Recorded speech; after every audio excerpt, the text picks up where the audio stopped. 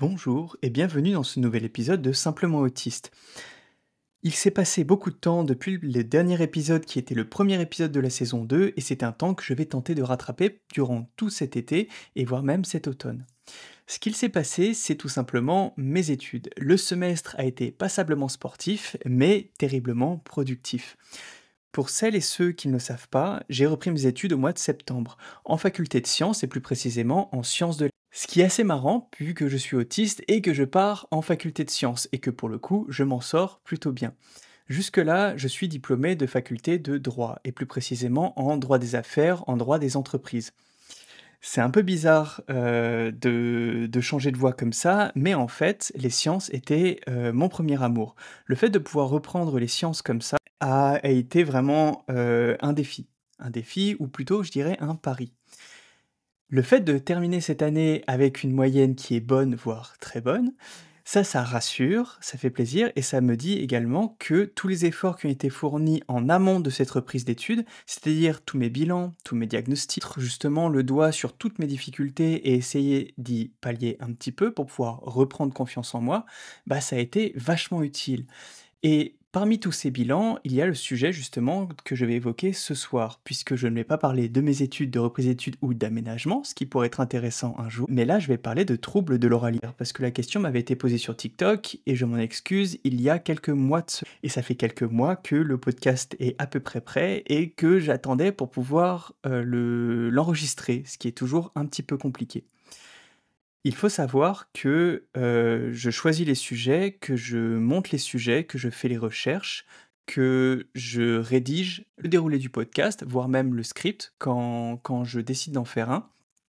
Je gère l'enregistrement, le montage, le fait de le poster, les vidéos pour mettre en avant et tout ça, c'est extrêmement chronophage et j'en ai pas forcément toujours ni le temps ni l'énergie. C'est un travail qui peut être un peu difficile, mais qui au final va être super satisfaisant et c'est pour ça que je continue et que je souhaite justement, prendre de l'avance durant cet été, mais là, on n'en est pas encore là. Bref, d'aujourd'hui porte sur les troubles de l'oralité alimentaire, comme j'ai dit, précédemment. La question qui m'avait été posée portait plus spécifiquement sur les intrabuccales qui peuvent être faits sur des enfants pour pouvoir déstabiliser ou en tout cas repousser le seuil de tolérance pour pouvoir accepter de nouveaux aliments et certaines textures. Ces massages sont souvent préconisés par des orthophonistes après des bilans de troubles de l'oralité alimentaire et des tests pour que la personne concernée puisse repousser son seuil limite et accepter de nouveaux aliments, c'est-à-dire en gros d'une certaine sélectivité alimentaire ou de problèmes pour s'alimenter d'ordre mécanique. Il m'apparaissait opportun de ne pas répondre en fait simplement par un acquiescement ou une opposition face à ces massages, mais plutôt de construire un petit peu un raisonnement. Un raisonnement qui va aller à l'essentiel, qui va chercher à aller un peu plus en détail que sur TikTok, fatalement, vu que là c'est l'intérêt du format podcast, mais pas autant dans le détail que pourrait le faire un suivi orthophoniste ou une conférence sur le sujet. Fatalement, je limite un petit peu mon temps pour pouvoir m'adapter aux capacités de concentration de personnes sur les podcasts. Et quand je parle de ça, je parle notamment de moi, avec mon TDAH, donc je sais à peu près à quoi ça correspond. Peu importe. Je vais donc reprendre cette question qui m'avait été posée et m'en servir comme une base en fait pour avoir un biais d'approche typiquement autistique de la question du trouble de l'oralité. On parle de trouble de l'oralité alimentaire, mais par contre, on pourrait parler d'une manière beaucoup plus générale de trouble de l'oralité, puisque lorsque l'on est enfant, ça va toucher beaucoup l'alimentation, même si parfois on peut le voir avec d'autres détails comme le fait de ne pas accepter de tétine ou de pouce dans sa bouche, de ne pas accepter certaines textures, de mordiller certaines choses, bref, peu importe, de couvrir en fait ses besoins en matière d'oralité avec d'autres choses. Mais lorsque l'on est adulte, ça touche justement de manière beaucoup plus large les problématiques de l'oralité alimentaire. Mais le trouble de l'oralité alimentaire, en matière de définition, on va aussi l'appeler trouble des fonctions orales alimentaires. Il va s'agir de difficultés qui vont être en lien avec l'alimentation et que peuvent avoir des personnes dès le plus jeune âge, donc dès la petite enfance, voire l'âge du bébé. Et les orthophonistes sont capables de poser des bilans dès ces âges-là. Les orthophonistes qui sont formés pour les troubles de l'oralité, bien entendu. Les difficultés ou les impossibilités à s'alimenter seront justement causées par certaines difficultés au niveau de l'aspect mécanique, que ce soit le fait de déglutir, le réflexe vomitif ou de mastiquer et ou sensoriel et là, on va percevoir, l'aspect du biais autistique. La sensorialité au niveau de la bouche, il faut bien prendre conscience que il y a le goût, mais il y a aussi le tactile qui va être très présent. Dès les lèvres, la texture des aliments peut gêner et dans la bouche, ça peut être pire. Entre la texture du moment où on porte l'aliment dans sa bouche, la texture de l'aliment au moment où il est mâché pour pouvoir être avalé. Et ce changement de texture peut parfois poser problème justement pour pouvoir déglutir. Et je reviendrai un petit peu dessus après. Le bilan se fait avec une orthophoniste. Ça peut cibler les difficultés et il faut également garder à l'esprit que ce trouble de l'oralité, bah, comme je disais, va dépasser cet aspect alimentaire. On prend bien conscience qu'il s'agit de goût et de texture. Manger, ça va être une nécessité. Et bah ouais, c'est ça le plus gros problème. Manger et s'alimenter, c'est une nécessité, tout comme va l'être l'équilibre alimentaire. C'est absolument indiscutable. Il faut que notre alimentation soit variée et qu'elle soit complète. Et pour qu'elle soit complète, il faut qu'elle soit variée. Pas forcément en termes de texture, et là je parle surtout de l'aspect nutritif. Mais même là, ça peut poser des problèmes. Si une personne, par exemple, a connu de l'alimenter toute sa vie, voire très transformé, très sucré, très salé, très transformé, aborder des aliments différents, beaucoup plus bruts, va parfois avoir des aspects extrêmement complexes. Et là, c'est pas forcément uniquement, les enfants que ça va toucher. Il est important de garder à l'esprit que manger, ça ne concerne pas qu'un seul sens, mais on va voir l'aliment, on va sentir l'aliment, on va toucher l'aliment et on va goûter l'aliment. Tous ces aspects sensoriels vont être extrêmement importants pour pouvoir, comprendre les difficultés liées aux troubles de l'oralité, mais aussi liées parfois même de manière plus générale à la sélectivité alimentaire. Lorsque l'alimentation est difficile, la question de comment aborder un nouvel aliment va se poser. Et rien que sur cet aspect, il y a plusieurs paramètres à prendre en compte, notamment celui de cibler la difficulté. Est-ce qu'il va s'agir d'un problème de texture? Est-ce qu'il va s'agir d'un problème mécanique? Est-ce qu'il va s'agir d'un problème de croyance? Bah oui, qu'est-ce que croit l'enfant concernant cet aliment? Quel goût il pense que ça a? Quelle croyance il a en matière de propreté, de comestibilité de l'aliment, de sa digestibilité, ou ce qu'il a pu entendre, voir, bref, tout ce que les personnes autour renvoient, qui peut permettre d'avoir, ou je dirais plutôt causer, un biais négatif par rapport à un aliment tout neuf. Voire même, qu'est-ce qui se passe quand l'enfant, quand la personne n'accepte pas un nouvel aliment? Quelle est la réaction du parent? Quelle est la réaction des personnes autour de cette personne?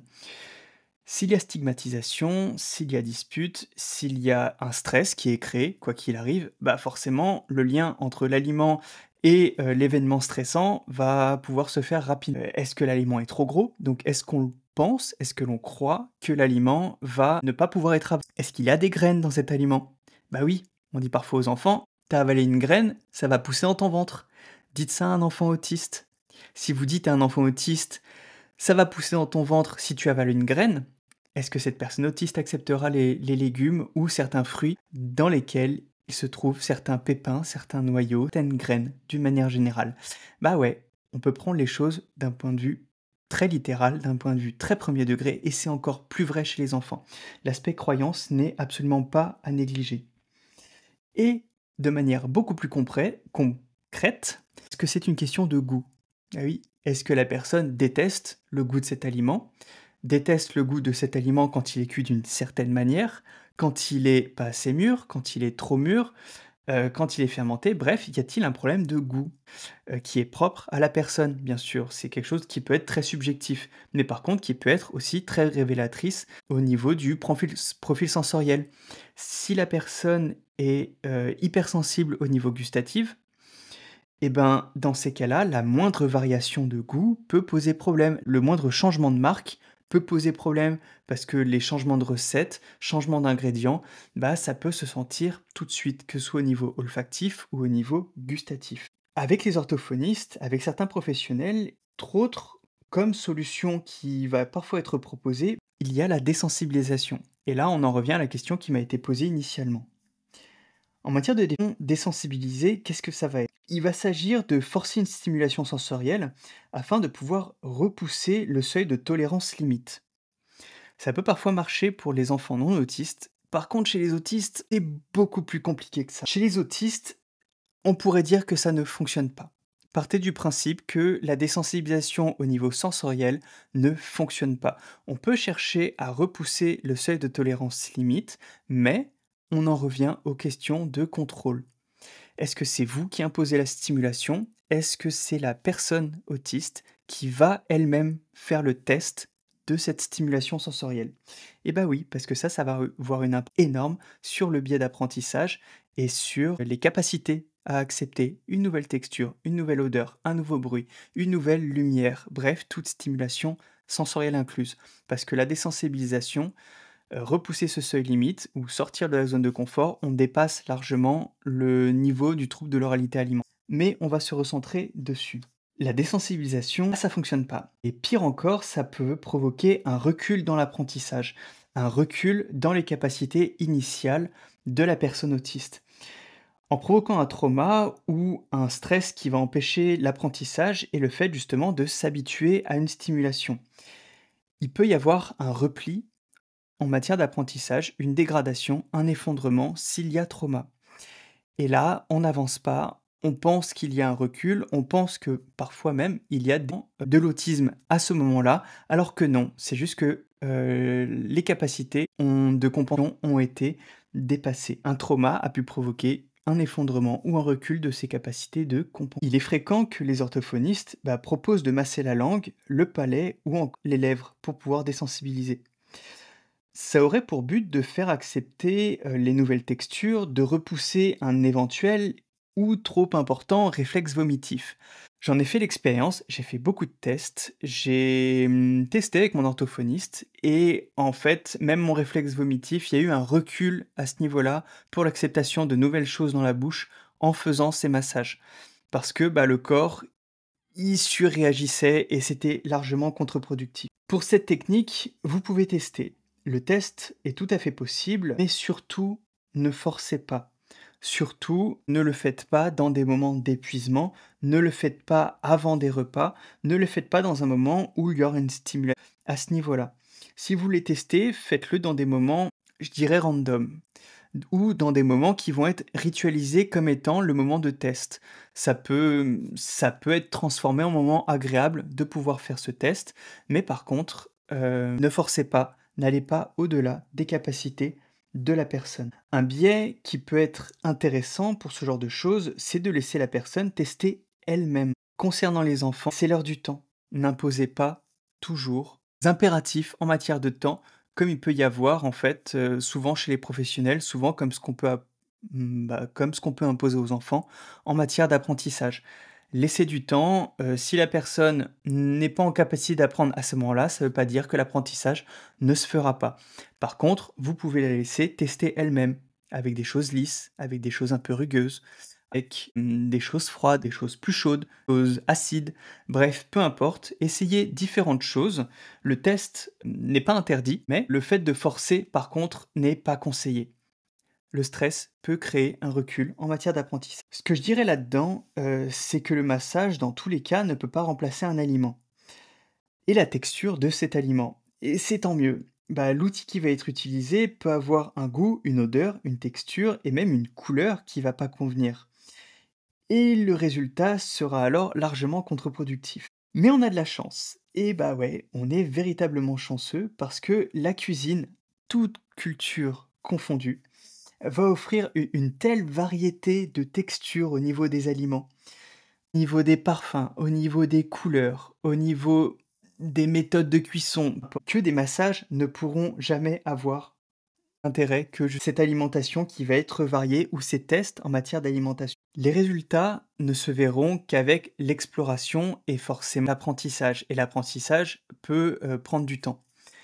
Ce qui va compter dans les jeunes âges, c'est que vous trouviez l'équilibre au niveau alimentaire pour que tous les besoins d'un point de vue nutritionnel soient couverts, quitte à avoir recours à des compléments alimentaires par période. Ça peut être une option pour laisser le temps à l'apprentissage de se faire. Et ça peut être une bonne idée. Alors, moi, avec mon TOA dans tout ça, oui, parce que ça peut être intéressant avec ma vision d'adulte, avec mon analyse d'adulte, avec mes bilans d'adulte et mes souvenirs d'enfant, d'expliquer un petit peu comment ça se passait pour aborder des nouveaux aliments, pour pouvoir expliquer les difficultés que j'avais, les traumas que ça a pu causer et ce que j'ai pu tester en tant qu'adulte. Le gros avantage que j'ai, c'est que j'ai un intérêt spécifique pour l'alimentation, et mon alimentation dans son sens le plus large, que ce soit le potager, la conservation, la nutrition, les ustensiles de cuisine, la cuisine en elle-même, tout ça a un intérêt énorme pour moi et c'est un avantage pour trouver une compensation saine à mes troubles de l'oralité alimentaire. Je connais mes aliments confort, mes aliments test, tout ce qui me plaît, tout ce qui me plaît pas, etc. Il me semble naturel de préciser que mon trouble de l'oralité n'est pas apparu avec mon diagnostic chez l'orthophoniste à l'âge adulte en l'an 2022. Et ouais, c'est tout récent. Mes difficultés orales existent depuis toujours, avec une attention extrême qui a été portée aux textures des aliments qui vont dans ma bouche. Extrême au point que j'exigeais de ma nourrice quand j'étais à peu près bébé, vers un an et demi, qu'elle me coupe en deux et qu'elle m'épluche mes raisins pour pouvoir retirer les pépins et retirer la peau, pour n'avoir que la chair du raisin à chaque fois pour mes goûter. J'avais la grande chance qu'elle me le fasse, parce que je pense que beaucoup de personnes ne le feraient pas. Elle était adorable et je l'aimais beaucoup. Donc comme je disais, mes difficultés orales existent depuis toujours et d'ailleurs, je n'ai jamais accepté de tétine ou encore sucer mon pouce, jamais. J'ai toujours trouvé ça assez insupportable et mon réflexe vomitif est déclenché extrêmement vite. Enfant, je pouvais parfois passer 45 minutes à mâcher un aliment que je n'arrivais pas à avaler. Le problème dans ces situations, c'était que j'avais pas le droit de recracher et que souvent je me faisais engueuler par mon géniteur parce que je n'arrivais pas à avaler et que je n'avais pas le droit de sortir de table tant que je n'avais pas avalé ce haricot. Le problème, c'est que quand on se fait crier dessus en étant en train de mâcher et qu'on essaie de concentrer pour pouvoir forcer à déglutir, ça fonctionne pas. Et même encore à l'âge adulte, parfois je peux avoir des problèmes à déglutir et dans ces cas-là, je prends un mouchoir, je prends un essuie-tout et je crache dedans. De manière discrète, de manière propre, mais cracher, c'est OK. Et j'ai mis beaucoup de temps, à le comprendre et à l'apprendre. Et avant ça, ça pouvait me poser beaucoup de problèmes au niveau digestif. Par contre, face à mes difficultés, et ça très tôt, j'ai eu la chance d'apprendre à jardiner, à cueillir, à récolter. J'avais le droit de choisir, de toucher, bref, d'explorer. Et ça, je le dois à ma mère. Ma mère qui m'a également appris à cuisiner. J'ai commencé à cuisiner, j'avais 8 ans. Pour pouvoir voir comment on faisait la cuisine, pour pouvoir aider parce que j'avais envie d'aider, mais comme ça me permettait de voir et d'adapter. Avec ça, j'ai commencé à comprendre et justement à pouvoir accepter plus facilement de nouveaux aliments. Je voyais brut qui est transformé pour devenir un plat et c'était extrêmement satisfaisant. Le problème, c'est que ça laissait la place à certaines obsessions qui peuvent parfois venir du TDAH, de jouer au restaurant, de faire des tests au niveau cuisine jusqu'à ce que ça me convienne et ça pouvait parfois coûter très cher. J'ai freiné à l'âge adulte avec et plus encore avec l'inflation. Ces obsessions en matière de tests de cuisine, se calment vite quand les prix des caddies dépassent des sommes qui sont assez délirantes. Bref, enfant et donc justement, j'ai appris à cuisiner et tous ces aspects d'apprentissage ont eu un impact positif énorme puisqu'à force d'explorer, il m'était possible de savoir ce qui me convenait ou non et d'apprendre à équilibrer mon alimentation, ainsi qu'à être à l'écoute de mes besoins et ça, c'est une chance. J'ai appris depuis tout petit à être à l'écoute de mes besoins. Est-ce que j'avais soif? Je devais boire. De quels aliments j'avais envie? OK, ça pouvait éventuellement vouloir dire que j'avais besoin de tel ou tel nutriment. Est-ce que j'avais envie de gras? Est-ce que j'avais envie de sucre? Est-ce que j'avais envie de sel? Et tout ça était laissé à ma propre liberté et à mon certain apprentissage. Naturellement, avec ma mère qui veillait à ce que cet équilibre et vu que j'avais tendance à surconsommer beaucoup de nutriments et que même avec, une alimentation équilibrée, je devais avoir des compléments alimentaires, ça m'a appris très tôt à pouvoir cibler exactement ce dont j'avais besoin et ça, c'est très satisfaisant à long terme de pouvoir savoir ce dont j'ai besoin. L'avantage, l'intérêt, le désavantage, je sais pas, c'est que à cause de certains problèmes de santé qui sont un peu récurrents, j'ai des prises de sang qui visent les nutriments, les vitamines, les minéraux qui sont présents dans mon sang et je sais de faire mesurer, que cette technique, pour moi, fonctionne puisque tous mes taux de vitamines, de minéraux sont toujours parfaits. Et ça fait plaisir. Un aspect qui est en matière de cuisine, c'est que, étant à moitié portugais, j'ai beaucoup, beaucoup, beaucoup de légumes dans mon alimentation depuis l'enfance. Avec un plaisir énorme vis-à-vis de ça et de la cuisine méditerranéenne d'une manière générale. Et ça joue sûrement sur mon équilibre alimentaire. Parce que quand je vois certaines régions, c'est pas forcément les plats traditionnels qui sont les plus sains. Mais je m'égare. Parce que ces plats pas sains peuvent être parfois très, très, très, très, très satisfaisants. En résumé, en cuisine, je réfléchis toujours à la texture que je souhaite et donc au plaisir et parfois à l'équilibre. Lorsque je cuisine exclusivement avec ma vue, avec mes connaissances et avec mon nez. Je garde en mémoire toutes mes techniques de cuisson, toutes mes méthodes de marinade, tout ce que je fais en cuisine pour pouvoir savoir quelle texture j'obtiens avec quel aliment et quel type de cuisson. Et ça, je pense que c'est plutôt important, mais ça vient de mon intérêt spécifique et c'est quand même très, très utile.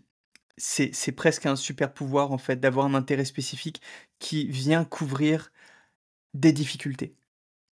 Ouais, je me trouve assez chanceux à ce niveau. Depuis de nombreuses années, je suis végétarien. Et oui, ma transition a pris environ 2 ans à 3 ans. Ce sera peut-être intéressant d'en parler beaucoup plus en détail et la transition s'est faite par j'ai dû à ce moment-là réapprendre à cuisiner et réapprendre, un petit peu les textures, les couleurs et l'exploration. Bah oui, parce que dans une assiette carnée, souvent on a la viande et autour on a des choses. La viande va être centrale et autour on a des trucs. Voilà. Alors que dans la cuisine il y a beaucoup plus de choses, beaucoup plus d'équilibre, beaucoup plus de tests, beaucoup plus de textures et ça, c'est quand même très, très satisfaisant. Un plat de test de nouvelles textures pour moi, le plat de test ultime et c'en est presque une obsession, ouais, oui, oui, je pense qu'obsession, c'est véritablement le mot. Ça va être le burger. Et bah oui, je suis végétarien et je mange beaucoup de burgers. J'adore ce qui est gras, j'adore ce qui coule, j'adore ce qui se fait par étages comme ça, même si je ne mange jamais avec les mains. Je ne supporte pas de manger avec les mains. Je mange toujours avec des couverts, avec des baguettes, avec des choses qui permettent de manger, mais je ne mange pas avec les mains. Je ne supporte pas ça. Et c'est un aspect important. Donc le burger, je ne le mange jamais avec les mains. Mais par contre, le burger, pour moi, c'est une quasi-religion. Je voue littéralement un culte à cette forme. Parce que oui, ça va être la forme qui va me plaire. La manière, justement, de toujours créer ces burgers entre les pains, la chose qui coule, la verdure dedans, les choses un peu épicées, la galette. Parce que, pour le coup, ce ne sera pas un steak de viande, ça va être un steak végétal, du tofu ou bon, peu importe. Mais c'est mon temple de tests culinaires et de textures. J'y intègre souvent des tests quand j'ai envie de quelque chose en particulier. Il m'arrive régulièrement de mettre ça dans un burger parce que dans tous les cas, ça me fait accepter cette nouvelle texture beaucoup plus facilement. Et ça, c'est super important. C'est un biais de test important et intéressant. Trouver ce qui plaît, une forme du plat qui plaise et intégrer dedans de nouveaux aliments.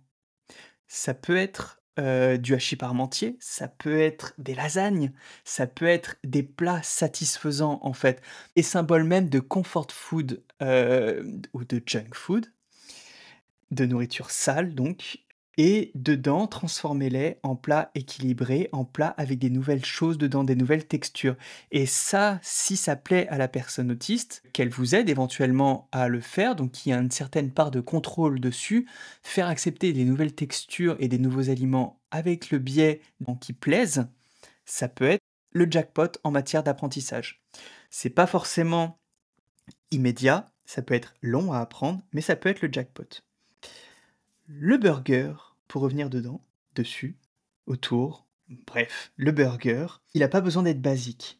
C'est pas juste le truc qu'on a dans un fast-food avec un pauvre steak, une pauvre tranche de fromage, actuellement 2 petits bouts de cornichon et en fait, je vais pas dans les fast-food, sauf si j'ai vraiment pas le choix donc voilà.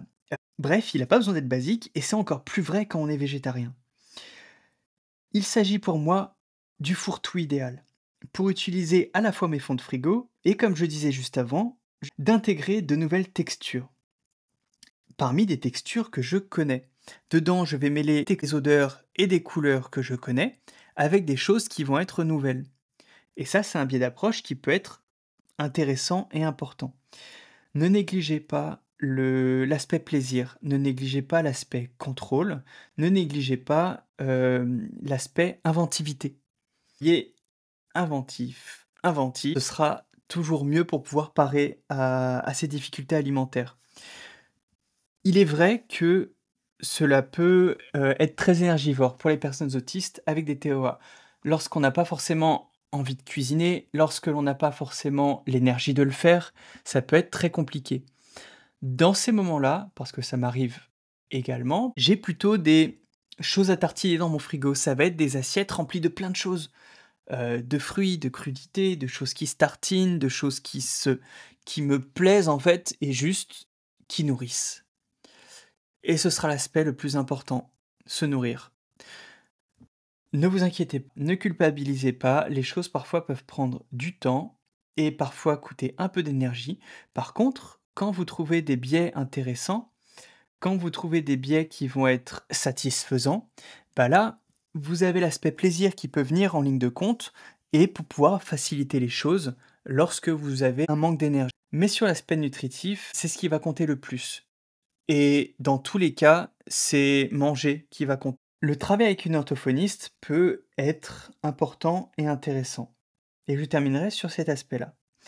Le burger, en fait, comme certains autres plats, sont des aliments refuges pour moi. L'aliment refuge, c'est quelque chose d'intéressant et d'important. Ce travail et cette analyse, bah, je l'avais fait avec mon orthophoniste et on avait testé des outils qui ont été faits pour des non-autistes que nous avons analysés. On a analysé les massages au niveau buccal, au niveau labial. On a testé le fait d'accepter des nouveaux aliments, des nouvelles textures, le fait de pouvoir justement trouver les aliments refuges, les aliments confort. Qu'est-ce que je mange le plus ou qu'est-ce que je mange de manière sûre et certaine quand ça ne va pas.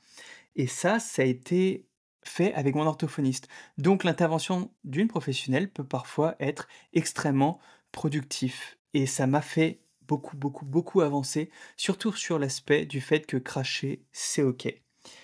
Et depuis, ça va quand même vraiment mieux.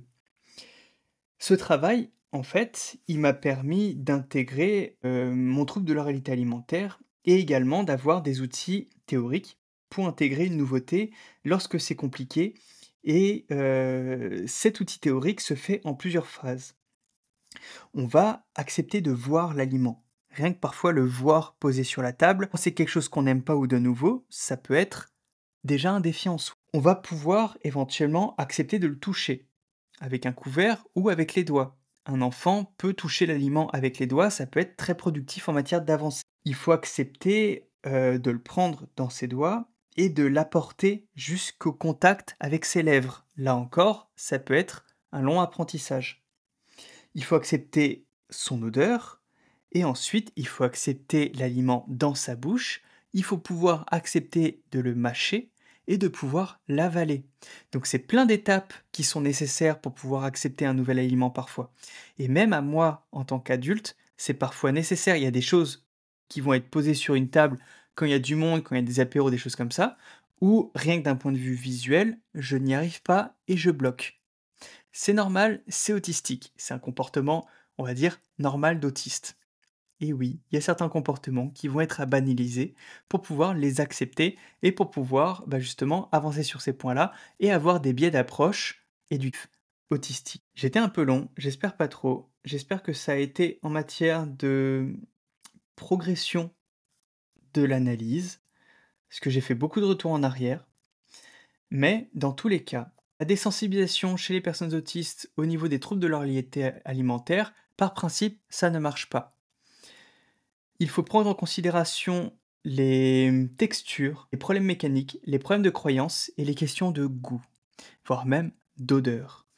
Il faut trouver un refuge, il faut trouver les aliments confort, il faut analyser l'aspect nutritionnel pour mettre en avant justement les nutritionnels, pour être certain que la personne a tout ce qu'il lui faut pour pouvoir se construire correctement, vivre, grandir. Bref, pour les adultes, le trouble de l'oralité va largement dépasser l'aspect alimentaire. Et là, oui, j'évoque l'aspect sexuel. Pour les personnes adultes autistes, il peut arriver, pour les personnes qui ont une active, que le sexe oral soit impossible ou quasi impossible, notamment à cause des troubles de l'oralité. Parce que oui, on met des choses sur ses lèvres, dans sa bouche, en fonction des circonstances, donc forcément, ça peut poser problème. Au niveau mécanique, au niveau du réflexe vomitif, au niveau de texture, c'est un peu bizarre de le dire dans ce contexte-là, mais ça peut parfois compter, peu importe. Les aspects de la sexualité feront l'objet d'un podcast à part entière, parce que ça me semble important, pas forcément le prochain épisode, mais ça fera l'objet d'un podcast. Dans tous les cas, sur n'importe quel sujet, n'hésitez pas à m'envoyer un mail à simplementadrien@gmail.com pour me poser des questions, me proposer des sujets, pour pouvoir vous présenter des podcasts avec des sujets qui vous plaisent. N'hésitez pas à venir me suivre sur TikTok, sur Instagram, sur YouTube pour l'aspect podcast. Je vous dis au revoir et à bientôt.